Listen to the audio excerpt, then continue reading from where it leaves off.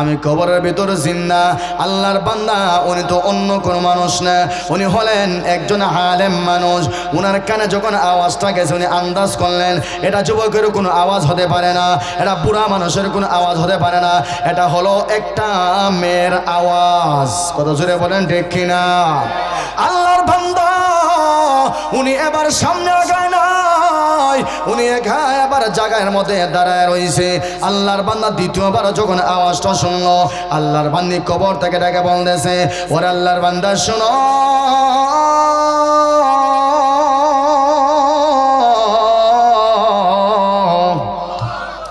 আমি কবরে জিন্দা, আমাকে তুমি কবর থেকে বের করো।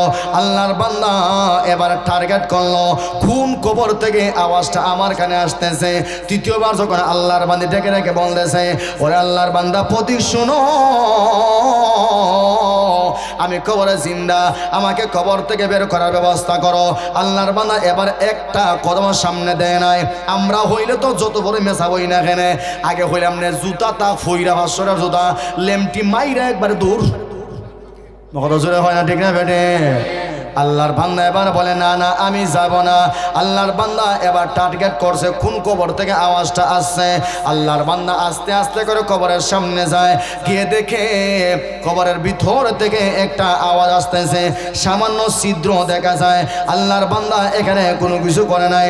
রাত্রে 3টার সময় এবার ইমাম সাহেবের বাড়িতে গেছে, ঘরের মধ্যে গেছে, গিয়ে এবার ডাক দিছে, ওরে আল্লাহর বান্দা তুমি এবার দরজাটা খোলো।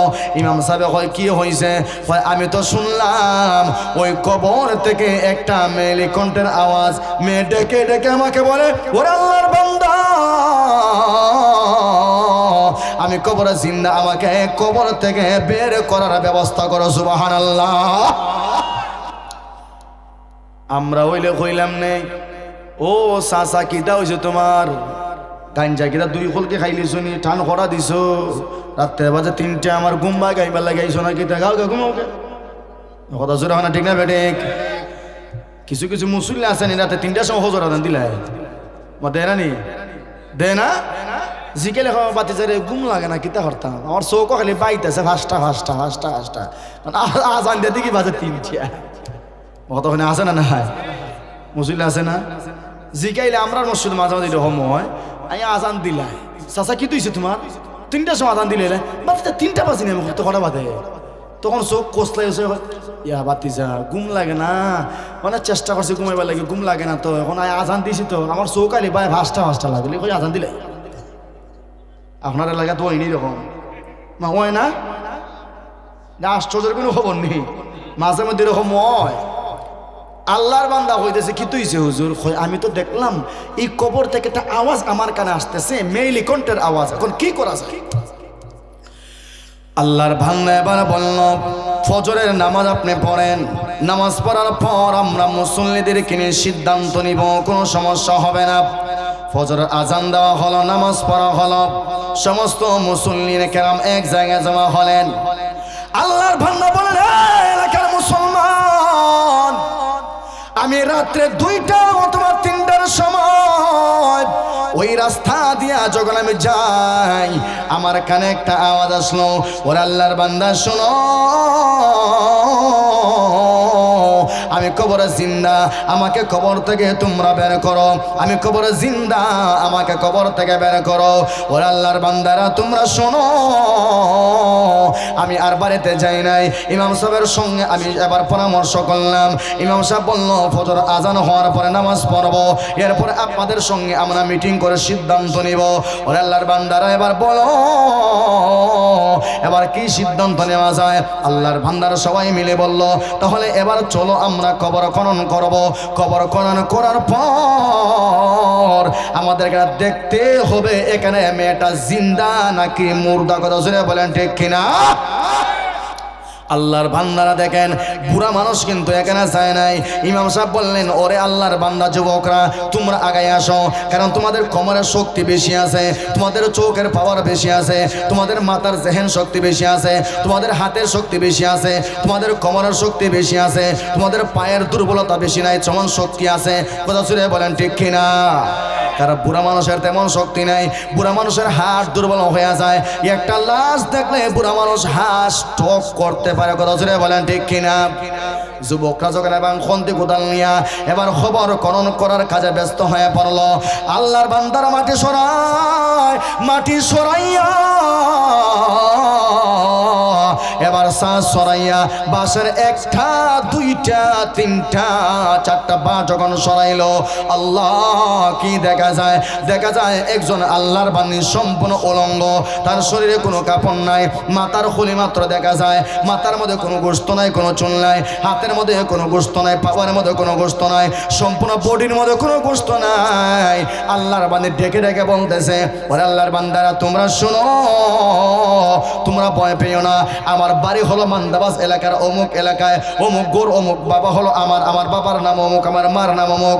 আমার ঘর থেকে তোমরা আমাকে কাপড় আনিয়া দাও, আমি আমার ঘরের কাপড় পরিধান করিয়া আমি আবার আমার ঘরের ভিতরে আমি যাইতে চাই। সুবহানাল্লাহ।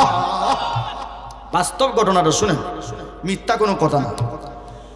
আল্লাহর বান্দারা ওনার ঘর থেকে কাপড় আনিয়া দিছে, ওই আল্লাহর বান্দা এবার কাপড় পরল, দেখবেন ভালো করে বুঝবেন শরীরে কোনো গোশত নাই, সম্পূর্ণ কঙ্কাল। আল্লাহর বান্দি এবার কবর থেকে লাফ দিয়ে উঠিয়া একটা দৌড় দিয়া এবার নিজের বাড়িতে চলে গেল। ঘরের ভিতরে ঢুকার পর এবার সঙ্গে সঙ্গে দরজা লাগাইয়া দিল।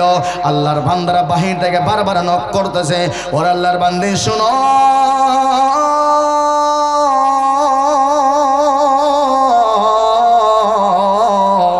ও আল্লাহর বান্দি তুমি দরজা খোলো।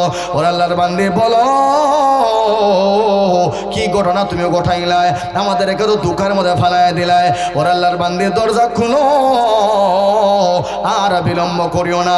আল্লাহর বান্দি ভিতর থেকে বলতেছে, ওর আল্লাহর বান্দারা তোমরা শোনো, আমাকে সবাই দেখতে পারবে না, এমন পাটাওয়ালা যুবক দরকার, যেই যুবক আমার দেখলে সে বেহুশ হইতে পারবে না, সে নিজের কন্ট্রোল করতে পারবে। এমন কয়েকজন যুবক আমরা দেখতে পারবা, সবাই আমার দেখে দাঁড়া থাকতে পারবা না, হাত পেল করবা অথবা বেস্ট করবা, সঙ্গে সঙ্গে মারা যাইতে পারবা। কিন্তু না না, যে দেখবা আগে তোমার সিদ্ধান্ত নেও, নাইলে মরিয়া যাইবা। এখানে যারা আছে সবাই বলল কে কে দেখতে চাও, তখন বড় বড় একবারে পাঠাওয়ালা হাট যাদের আছে তারা বলো আমরা দেখব, আমরা তাদেরকে ওনাকে প্রশ্ন করব। আল্লাহর বান্দি এবার যখন দরজা খুলছে, খুলার সঙ্গে সঙ্গে যখন মাথার উপর থেকে এরকম কাপড় সরাইছে, এই জায়গার মধ্যে যতজন ছিল এর মধ্যে অধিকাংশ জনই সঙ্গে সঙ্গে বেহুশ হইয়া অজ্ঞান হইয়া মাটির মধ্যে পড়ে গেছে। আল্লাহু আকবার। কারণ এমন চেহারা, একবার ভয়ানক চেহারা, গালা গুস্ত নাই, টুট নাই, চোখ নাই, এই কপালা গুস্ত নাই, চুল নাই, কোনো কিচ্ছু নাই, একবার কঙ্কা। ভয় লাগার কথা কি কথা না? কথা জোরে হন না ভাই? ভয় লাগার কথা কি কথা না? ভয় লাগার কথা তো, ভয় লাগবেই। এমন অবস্থা যদি আপনারা রাত্রে 3টার সময় দেখুন কি অবস্থা হইব, সঙ্গে সঙ্গে তো ডেড হয়ে যাবে। আপনি বাঁচার কোনো সিস্টেম আছে নি জায়গায়? হ্যাঁ, সামান্য জিন দেখলই শেষ, জিন দেখলই শেষ। এরপর ইমাম সাহেব জিন ছুটাই দেও, ইমাম সাহেব ফরতে ফরতে ফরতে ফরতে ফরতে ঝাড়ু দি বাইরে, জুতা দি বাইরে, খরম দি বাইরে, কত দি বাইরে দিয়ে বাইরে, তারপর যায় না। হত জন আছে না নাই? ই ফেরত জিন আছে না? কিন্তু এটা তো জিনের থেকে আরো বড়। জিন দেখলে তো আপনারা বাসন নিজে ফুদেন, আছে না নাই? কিন্তু হিটা দেখলে কুলফল্লা করার সুযোগ নেই, সঙ্গে সঙ্গে শেষ। যে একটা অবস্থা। আল্লাহর বান্দি বলতেছে যে তোমরা তো আমারে তোমরা দেখলাই, এখন কি কারণে আল্লাহ আমারে জীবিত কইরা পাঠাইছে এর কারণটা শোনার দরকার আছে না নাই? আমার ভাইয়ারা, আপনারা মনে মনে ধারণা করতে পারেন মিথ্যা ঘটনা বললাম, না না, দলিল দেয়া যায়। গুগল অ্যাপ আমাদের আছে না নাই? কত জোরে হয় না? গুগল অ্যাপে গিয়ে লিখবেন চোখে দেখা কবরের আযাব, একটা কিতাব আছে চোখে দেখা কবরের আযাব, ওই কিতাবের মধ্যে লেখা আছে। আল্লাহর বান্দি বলে, বান্দা আমাকে মহান আল্লাহ কেন এমন বিকৃতি বানাইয়া, এমন চেহারা বানাইয়া আল্লাহ কেন আমাকে পাঠাইলেন? ওরে আল্লাহর বান্দারা শোনো, ও আমার মান্দাবাজ এলাকার যুবক ভাইরা ভালো করে শোনো, ও আমার মা বোনেরা শোনো গো।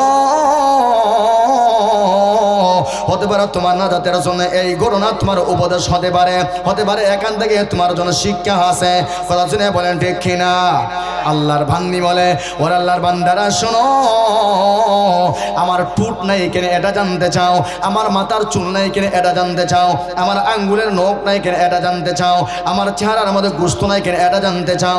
ওর আল্লাহর বান্দারা বলো, আমি তো এই এলাকার সন্তান ছিলাম, আমার মাও ছিল সুন্দরী, আমি নিজেও ছিলাম সুন্দরী, আমার এত লম্বা চুল ছিল, আমি যখন কোনো বিবাহের অনুষ্ঠানে যাইতাম আমার লম্বা চুলের মধ্যে আমি সুঘ্রাণ লাগাইতাম, আমার পিছনে পিছনে অনেক যুবক ঘোরাঘুরি করতো, তাদের জীবন এবং ক্যারেক্টার আমি নিজে নষ্ট করতাম। নাউজুবিল্লাহ নাই?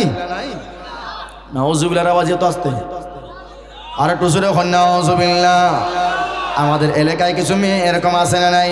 একেবারে বেপরদা সাজিয়া গায়ে হলুদে যায়, নাচ গানে যায়, হাউজি বাম্পারে যায়। কথা শুনে বলেন ঠিক কিনা? নিজে নষ্ট হয়, আমার যুবক ভাইগুলাকে ওই মেয়ে নষ্ট করে। এমন আল্লাহর নাফরমান বান্দি দুনিয়াতে আছে না নাই? অনেক বান্দি আছে। আজকে মেলা হয়েছে কি হয়েছে না? অনেক আল্লাহর বান্দি দেখবেন বুরকা পরিয়ে আইছে, অনেক আল্লাহর বান্দি দেখবেন শুধু বুরকাও না উল্লা মাথায় দিয়ে আইছে। 5টা 7টা পোলাপান নিজের পিছিয়ে ঘুরায়, আছে না নাই? আর একটু জোরে বলেন, আছে না নাই? এ আল্লাহর বান্দি ভালো করে শুনবা, তোমার জন্য ঘটনা বললাম। ও যুবক ভাই, মেলার মধ্যে যেই মেয়ের পিছনে তুমি ঘোরাঘুরি করলা, ওই মেয়েটা নিজে নষ্ট হইলো, তোমার নষ্ট করলো। ওরে আল্লাহর বান্দারা শোনো, তোমার বাবা কবরে গেল, তুমিও যাইতে হইবে, তোমার মা গেছে তুমিও যাইতে হইবা, তোমার নানা গেছে তুমিও যাইতে হইবা। আল্লাহর বান্দি বলে, জানেননি আমার চুলটা কেন আল্লাহ তুলে নিলেন? আমার মাথার গুস্ত মহান আল্লাহ কেন তুলে নিলেন? সম্পূর্ণ কঙ্কাল কেন আমার মাথায় দেখা যায়? এর একটা কারণ, আমি আমার লম্বা চুল লাগাইয়া সুঘ্রাণ লাগাইয়া গ্রামের রাস্তায় রাস্তায় আমি হাঁটাচলা করতাম, স্কুলে যাইতাম, বারাসিরাতে যাইতাম, কত ফুলা ফান্ডে আমি পাগল করতাম। আমি তো নিজে নষ্ট হয়েছি, অনেক ফুলা পান্ডে আমি নষ্ট করেছি। এই কারণে মহান আল্লাহ আমার মাথার চামড়া সহ গুস্ত সহ চুল আল্লাহ উকড়ায় দিয়া দিছে। নাউজুবিল্লাহ। এরকম মেয়ে আমাদের এলাকায় আছে না নাই? যুবক এলাকায় আছে না নাই? আমার উদ্দেশ্য হলো, আমার যুবক ভাই সে যদি নামাজি হয়ে যায়, সে যদি আল্লাহ হয়ে যায়, হতে পারে আজকের এই মাহফিলটা সফল হয়ে যাবে। জোরে বলেন ঠিক কিনা? যুবক যদি নামাজে হয়ে যায়, যুবক যদি মসজিদওয়ালা হয়ে যায়, যুবক যদি মাহফিলওয়ালা হয়ে যায়, এই এলাকাটা সুন্দর হয়ে যাইব। কথা জোরে বলেন ঠিক কিনা? আর একটু জোরে বলেন ঠিক কিনা? আল্লাহর বান্দারা আবার প্রশ্ন করে, ওরে আল্লাহর বান্দি, বুঝলাম তোমার মাথার চুল নাই, মাথার কুলি নাই, কিন্তু তোমার টুট নাই কেন? আল্লাহর বান্দি আবার বলে, ওরে আব্দুল্লাহ শুনো, আমার টুট কত সুন্দর ছিল তুমি তো জানো না। আমার টুট আমার আল্লাহ এত সুন্দর দিয়েছিলেন, আমি লিপস্টিক লাগাইয়া গায়ে হলুদের চেহারা যখন গা বইতাম, আমার টুট দেখিয়া অনেক ফুলাভান ক্রাশ খাইতো। নাউজুবিল্লাহ হইতে না? ইটা আমরা এলাকা দেখুন না আপনারা? আসানা মিশা সব হাসা, একটা মিথ্যা কথা না। গুগলে চার্জ দেন, চুকে দেখা খবর আজাব। এই মাত্র দেখেন না, আমি মিথ্যা কথা বলতেছি না, সত্য কথা বলতেছি। যেই ঘটনাটা বলতেছি এই ঘটনার সঙ্গে আমাদের এলাকার মিল আছে না নাই? কথা জোরে এখন আছে না নাই? মায় নিজের মেয়েটারে নষ্ট করতেছে আর 7টা ফুলারে নষ্ট করতেছে। কথা জোরে হই না আপনারা? আমার বায়ারা, এবার আল্লাহর বান্দি বলে, এজন্যে এই গুনার কারণে আমার টুটটা আমার আল্লাহ তুলে নিয়ে নিয়েছে। আল্লাহর বান্দার আবার বলে, ওরা আল্লাহর বান্দি তাহলে বলো তোমার হাতের নখ নাই কেনে, পায়ের নখ নাই কেনে? এই কারণে আল্লাহ আমার হাতের নখ তুলে আনিছে, পায়ের নখটা আল্লাহ তুলে আনিছে। আমি আঙ্গুলের নেল পলিশ দিয়া আঙ্গুল লম্বা করিয়া করিয়া, পায়ের মধ্যে নেল পলিশ দিয়া লম্বা করিয়া করিয়া এত সুন্দর করে আমি সাজাইতাম। আমার গার্লফ্রেন্ড বলেন, বয়ফ্রেন্ড বলেন, এলাকার যুবকরা দেখিয়া আমার প্রতি আরো আকর্ষণ বাড়িয়া যাইত। এই গুনার কারণে মহান আল্লাহ আমাকে কবরে এই শাস্তি দিয়া দিছে। আমার আঙ্গুলের নখ নাই, আমার পায়ের নখ নাই। নাউজুবিল্লাহ। এবার আপনাদের কাছে প্রশ্ন হলো, মেয়ে এবার বলা যাইতেছে, ও আল্লাহর বান্দারা তোমরা ভালো করে শোনো, আমি দুনিয়ায় চিরদিন থাকার জন্য আগমন করি নাই। আল্লাহ রাব্বুল আলামিন আমাকে এই সামান্য সময়ের জন্য একটা মেসেজ দেওয়ার জন্য আমাকে মান্দাবাস এলাকায় আল্লাহ আমরা পাঠিয়ে নিয়েছে। আপনার সন্তানকে বলবেন সুন্দর করে চলার জন্য, আপনার মেয়েকে বলবেন পর্দা করে চলার জন্য, আপনার স্ত্রীকে বলবেন পর্দা করে চলার জন্য, আপনার ভাবিকে বলবেন পর্দা করে চলার জন্য, আপনার সন্তান এদেরকে বলবেন পর্দা করে চলার জন্য।